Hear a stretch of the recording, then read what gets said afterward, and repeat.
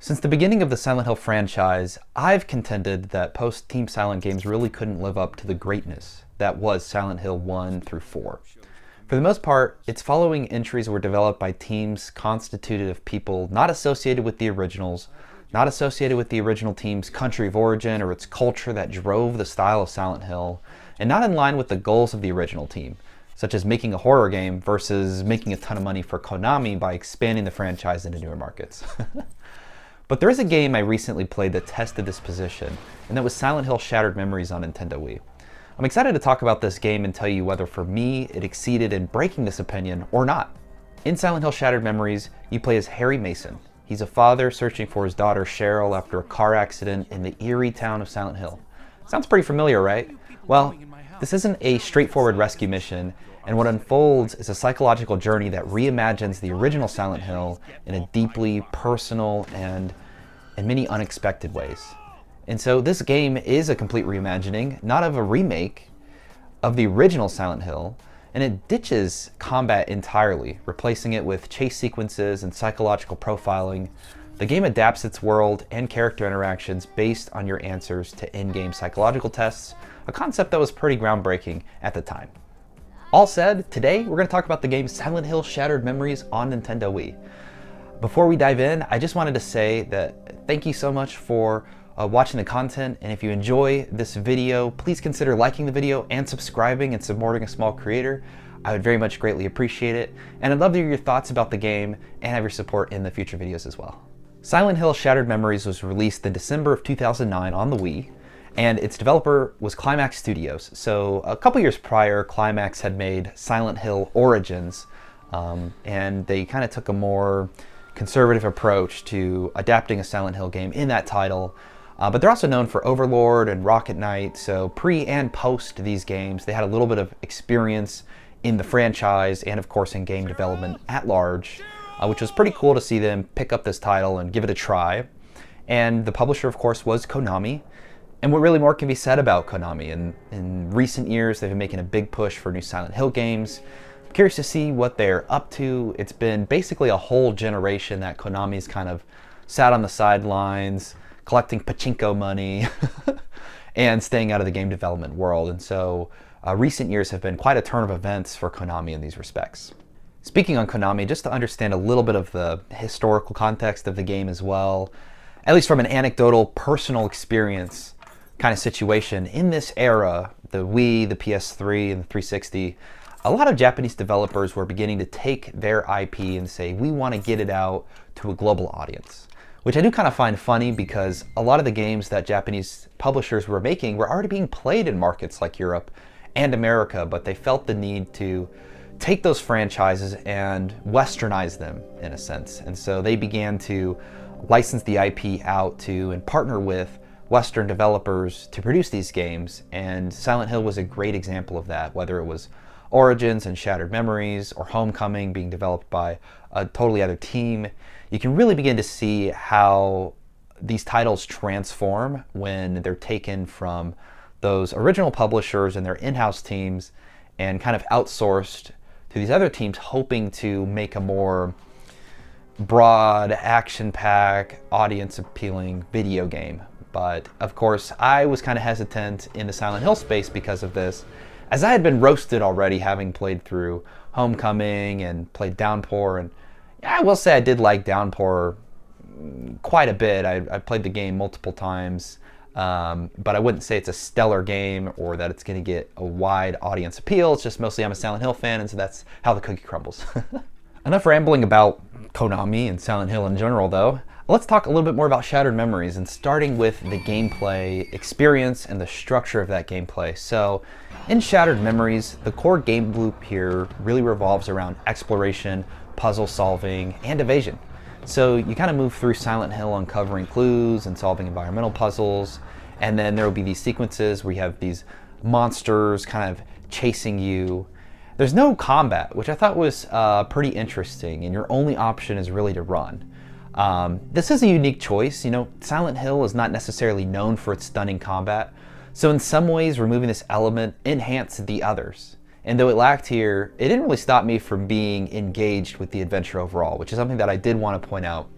Silent Hill Shattered Memories is a escape from the style of Silent Hill game that we had been familiar up to this point. You know, it's not just a foggy town, it's a ice, snowy, frosty city. Right? You have that. You have no combat in the game. You have Wii controls where you're just walking around with a flashlight and opening notes and listening to audio logs, and so very different gameplay experience, but a gameplay experience that I found to be pretty engaging, just to have all the lights off, sit on the couch, and just really eat up the atmosphere. It's something that Silent Hill games are well known for, and Shattered Memories continue to do, so I was happy with that. And speaking a bit about Wii and the Wii controls, you know, this era of gaming was very obsessed with motion, you know, whether it was the Kinect or the Wii control, you know, that's how you do all of the controlling on the console, or the PlayStation 3 having its dual sense kind of stuff. I was not crazy, or the PlayStation Move. I mean, they literally just created their own Wii for the console. But I wasn't crazy about motion controls during the era. In some ways, the things that came out of that generation and have kind of evolved over time have been much more appealing to me, in the sense of we got rid of a lot of it. But I did find that the Wii controls here were impressively immersive. I mean, you're using the Wii control to control your flashlight, and that adds a lot of tactical layer to the exploration. As you're looking around, you really feel like you are exploring the environment with your hand, as you would if you had a flashlight in your hand. And then they have these little things like you're opening doors with motion controls and interacting with objects. You know, there is a lot of feeling to it, and it feels quite grounded for the fact that you're playing a video game. One of the standout mechanics is the cell phone, which I thought was really cool in how they integrated it, and serves multiple functions, whether you're taking pictures or using GPS to navigate around, or using it as an audio log player. The audio logs really delivered through the Wiimote speaker are surprisingly compelling and add to the realism of receiving kind of these eerie messages in real time. This is something that I'm not an audio log person. It's one of those game design choices that drives me crazy whenever I see it in a video game. But here there was something really engaging and compelling about going through and opening a voicemail.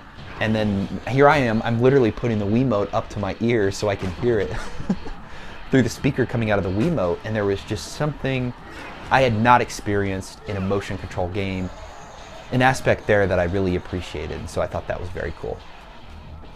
I also want to say that while the game offers a map with kind of drawing and annotation features, I found myself rarely using it.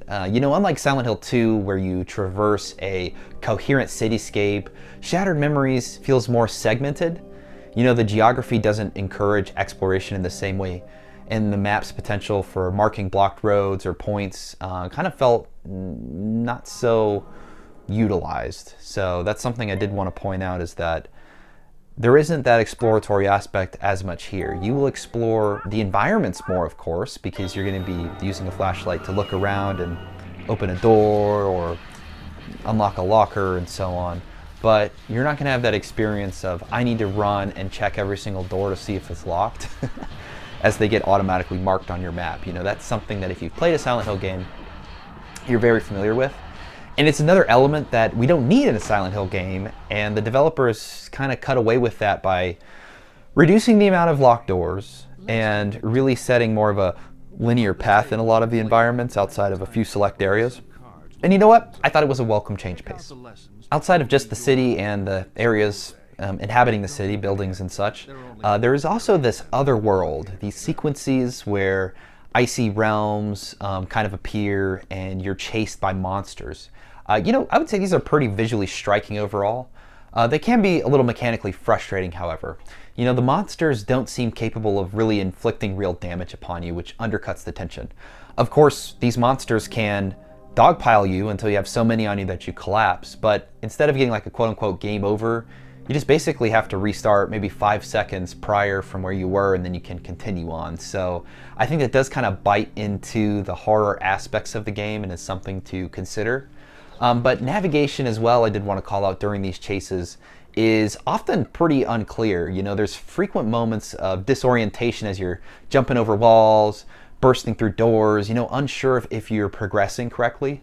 And now, in some aspects, I did want to say this made the underworld that much more terrifying than in other iterations that it shows up in Silent Hill games, because in this one, I could not tell if I was getting lucky or if I was just following some scripted outcome for me to succeed through these areas. And that did leave me with a sense of, feeling that maybe I wasn't all in line with what had happened along that journey. And it's something that, when you think about these other worlds in the Silent Hill games, they want to produce sort of a nightmarish feeling for the character that's in them, but for the player to then also feel that in the sense of, I'm just running around these places, no idea if I'm going the right way, if I'm doing the right thing, and then just finding my way through it. I really like that. I actually really like that a lot. And it's something that for most players, maybe they would say it's too confusing, or it's not very clear, or that's kind of frustrating as a result. But for me, I kind of took it as just part of the experience of, we're trapped in this world, we're running, there's monsters chasing us, what do we do? Do we go through this door? Do we turn left? Do we turn right? And I really like that a lot about either whether it was purposefully developed that way or if I was just getting lucky along the way. Another thing I always find important to point out is, of course, your interaction with the UI and the menu systems in the game.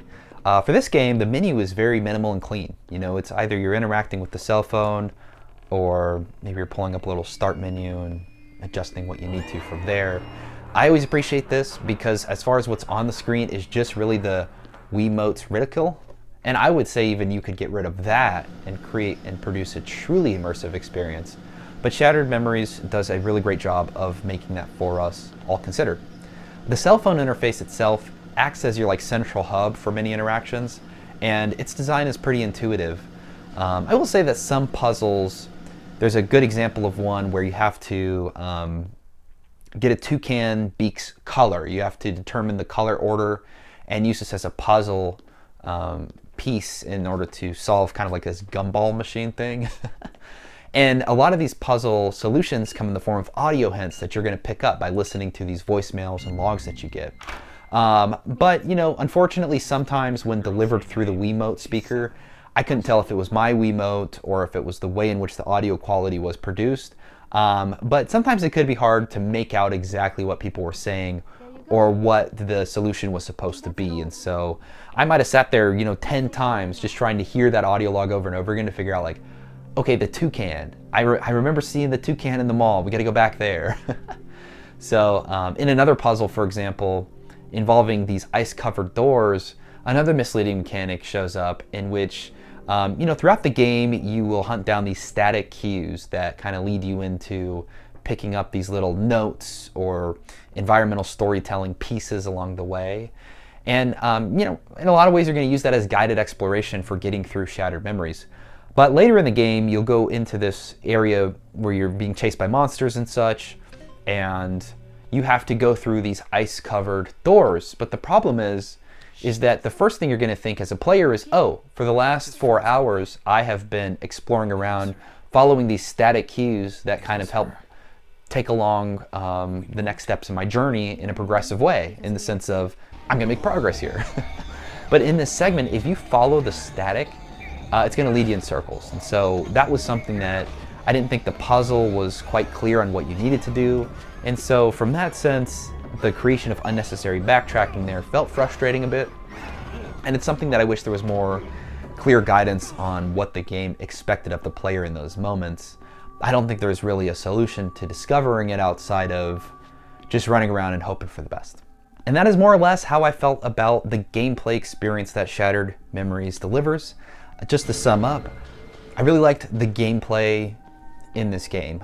There's a lot of tactile use in feeling to the Wiimote. I think it's a really important game to play on the Nintendo Wii for that reason, because that's going to create a lot of the immersion for the gamer throughout the course of the game.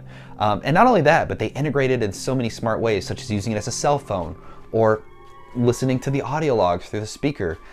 Those things were very interesting and really brought in a lot of immersion for me and created an atmosphere that is really hard to find in video games, but Silent Hill games continue to produce it time and time again, and this really stands up to those other titles for sure. So there were a couple frustrating moments, certain puzzles, certain parts of the labyrinth that I found to be a little more confusing than they probably needed to be. But overall, I was very impressed with the gameplay experience here. Even though I went in with low expectations, I left really kind of singing its praises, I would say, in a lot of ways. And next, what I want to talk about, which is so important, is the game's story, its themes, its narratives, the things that really kind of bring that gameplay together and drive us forward as the player of the game.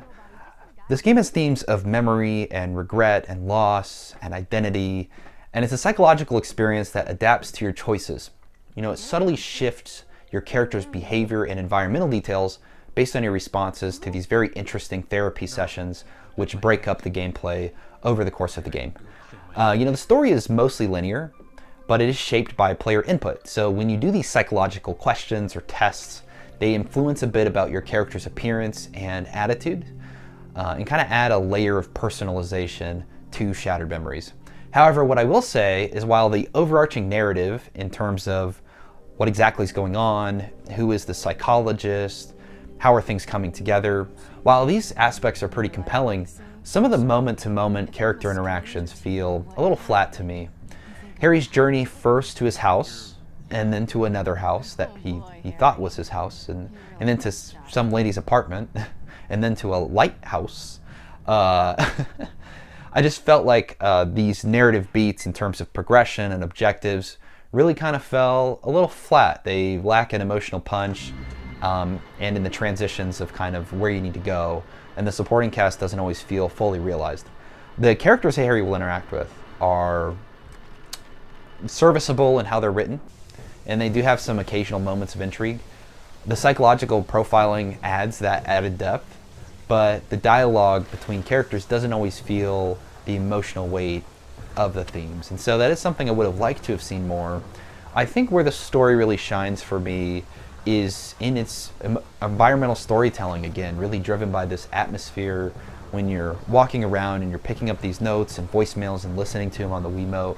This is something that I find to be very intriguing about myself liking so much about Shattered Memories, because it's an aspect of so many games that frustrates me, and I'd rather get more of the actual storytelling going on. But here I didn't find that as interesting. So a little tit for tat, a little different from how I usually feel about these kinds of things. But that's where I felt like the writing was really shining, was in picking up what's going on along the way.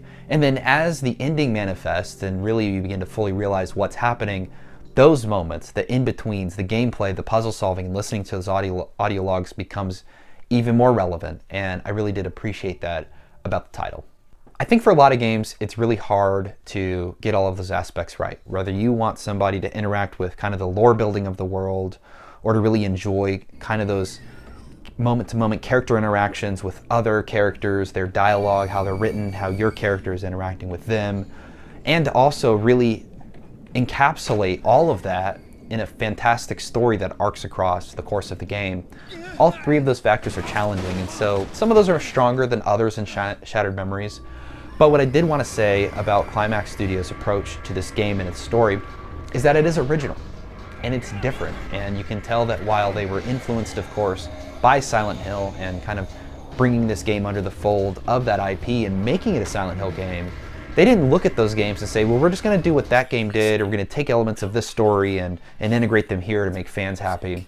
No, Climax Studios decided to do something wholly original and subvert players' expectations, I think, overall, and create a narrative and story that I found to be very compelling and interesting, and one that I wanted to see to the very end. Once I started playing the game, I really knew I just had to complete it because I was thinking about it when I wasn't playing the title. And that is something that's very challenging to do, I think, for a game to have such a story that pushes the player to feel that way. And so big kudos on Climax for getting that right. Another huge aspect that drives Silent Hill's identity, its atmosphere, and so on, is the sound design of these games, the sound effects, the soundtrack, so on and so forth. And so just wanted to briefly touch on those pieces of Shattered Memories as well. Firstly, in the voice acting department, I kind of mentioned this with the dialogue writing. You know, the voice performances are generally solid.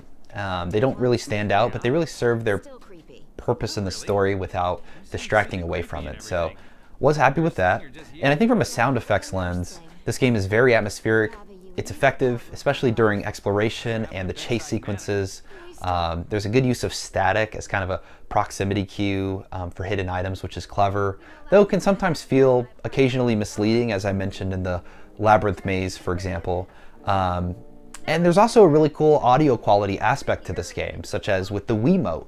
I described a bit of how the speaker integration really drives the immersion and is totally a highlight of the gameplay experience here, and is why I would recommend to play this game on Nintendo Wii. Receiving the audio logs through the controller and kind of putting that up to your ear, it just feels surprisingly natural and interesting in a way that I've not seen a game do before, especially a motion-controlled game, so that was cool. But the shining star on the hill of any Silent Hill title is if you can have Akira Yamaoka come in and just completely rock the game with a fantastic soundtrack. And he's a legendary composer. He worked on all the Silent Hill series and also DDR games, which I love a lot of the mixes that make it into those titles. All to say, Yamaoka, I'm a huge fan of his work, and he does return here with a haunting, kind of introspective soundtrack that continues to deliver deep emotional depth. So his work is honestly a standout, not only in this game, but really across his portfolio. And once again, he really elevates the psychological tone of Silent Hill Shattered Memories, as he has done for so many games prior. And so resultingly, this game does a lot of interesting things from its sound design perspective. It brings a fantastic soundtrack, and while it has some solid voice acting, it's not bad, and it doesn't distract from the game's overall narrative and themes. And so for those reasons, I have to say that from a sound perspective, again, Silent Hill Shattered Memories just really kind of knocked it out of the park for me. It did a really great job of pulling me in and not pushing me away from the overall game itself, which I appreciated. Finally, just to comment a little bit on the visual aesthetics of Silent Hill Shattered Memories. This is a 2009 Nintendo Wii game, so we're going to look at it from 2009 Nintendo Wii standards. Shattered Memories is visually impressive and actually does a lot of things that you wouldn't expect a title of the era to be doing. The lighting system in this game really stands out. You know, whenever you're shining that flashlight around, it's producing real-time shadows that are reacting dynamically to wherever you're pointing it. And this adds a real depth to the atmosphere, and it's honestly one of the first things I noticed and genuinely enhances the immersion. So I thought that was really great. I will say that one thing that this game does suffer from is a little bit of performance issues, especially around door transitions. I think nearly every door you're going to open in this game is going to be presented with loading stutters and lag that can somewhat break the flow of the gameplay experience, especially when you're in the chase sequences and you're busting through a door, but the game freezes for a second so it can load the next area. That is something that I feel like Climax probably should have optimized a little more before kind of pushing this title into production. But overall, let's look past the lighting, look past those issues. I think the game has a very, unique look to it. It's a Silent Hill game. It's supposed to be kind of foggy and low texture, and a lot of those grayscale colors don't really give you a lot of opportunity to make it shine. But there are a number of moments in this game where artistically they really up the ante and they produce some very cool, colorful scenes, some interesting worlds, and when you do go to like the psychologist sections of the game, they very much diametrically oppose the visual aesthetics of the world that you're in, from this grayscale, blue, icy, snowy world with like this very colorful lunatic psychologist's office. And so I did really like a lot of the things they were doing visually in this game as well. I think I've said all I wanted to say about Silent Hill Shattered Memories, so just want to summarize and add some concluding thoughts overall to my first time having played this game. Silent Hill Shattered Memories, I think, is really a bold reimagining. It really dares to break away from the franchise's traditional mold. So I really appreciate that Climax Studios didn't try to mimic, Team Silent's formula. They instead really kind of carved their own vision into this title, and the psychological profiling, the immersive controls, the haunting soundtrack, these are all things that the developer really had to think a lot about to integrate, because they were brand new ideas and concepts, new to motion controls and new to this franchise. And so for me, that makes it a standout entry. Even if it does stumble in a couple places, whether it's its navigational clarity, some of its audio quality issues, character depth, or performance problems, it's not perfect. No game's going to be perfect, but it's certainly memorable. and that's something that a lot of video games do suffer from. And especially in a series built on memory and fear, that feels quite fitting. And so overall, I had a really great time playing Silent Hill Shattered Memories. I had low expectations. It not only broke those expectations, but really made me feel like this game was on par with the titles that Team Silent made. It's the only game in the series past those original 4 where I've truly felt like it is kind of its own thing, doing its own thing, and is certainly a game worth experiencing. And if I could recommend it to you, definitely play the Nintendo Wii version, because I think you get a lot of added immersion to the game by playing it with that Wiimote and enjoying a lot of the gameplay features it has built in. So overall, those were my thoughts on Silent Hill Shattered Memories. I'd love to know what you think. Have you played the game? Are you gonna play the game? Please share your thoughts below. And if you liked the video, again, please like the video and subscribe. Please help support my small creator YouTube channel here. I have a lot of fun talking about and playing video games, and your support only continues to inspire me to do that more and more. And so thank you for that. I really appreciate it. Otherwise, look forward to seeing you next time. Stay well, stay healthy, and excited for it, guys. All right, peace.